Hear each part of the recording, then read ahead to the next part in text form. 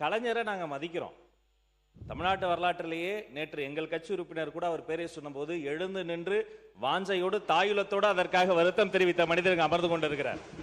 மாற்று கருத்து இல்ல. தென்னாட்டு பெர்னாட்சானா அது அறிஞர் அண்ணா தான், தெற்கில் இருந்து உதித்த சூரியன்னா அது கலைஞர் தான், அது வேறு.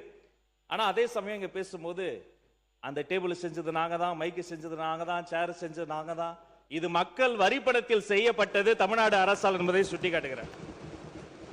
அப்புறம் பெயர் மாற்றம் பல உறுப்பினர்களும் பல முறையும் சொல்லிக்கிட்டே இருக்கிறீங்க. நான் வரலாற்றை சுட்டிக்காட்ட ஆசைப்படுறேன். 96ஆம் ஆண்டுக்கு பிறகு முத்தமிழறிஞர் கலைஞர் அவர்களினுடைய ஆட்சி அமைந்த பிறகு இது அவர் பேசியது. ஒரு பெயர் மாற்றத்தை அவர் செய்தார். இது அவருடைய வார்த்தைகள். திரைப்பட நகர் ஜே சிடி சிட்டி ஒன்று ஆரம்பிக்கப்பட்டது பற்றி உங்களுக்கு எல்லாம் தெரியும். கலைஞர் சொல்றார், இதன் பெயரை நாங்கள் ஆட்சி பொறுப்புக்கு வந்த பிறகு பொருத்தமான பெயராக இருக்கும் என்று ஜே சிடி சிட்டி எம்ஜிஆர் திரைப்பட நகராக நான் மாற்றுகிறேன் கலைஞரே அறிவித்திருக்கிறார். பெயர் மாற்றம் என்பது காலங்காலமாக நடப்பது.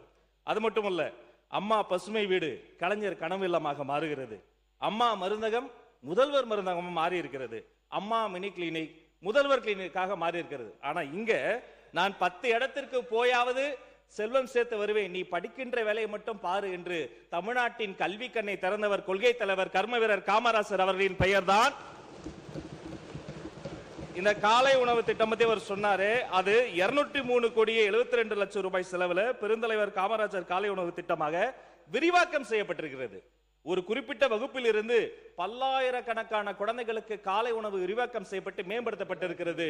நான் சொல்வேன், இந்த திட்டத்திற்கு காமராசர் பெயரை விட பொருத்தமான பேர் உலகத்திலேயே கிடையாது என்பதை உறுப்பினருக்கு தெரியும்.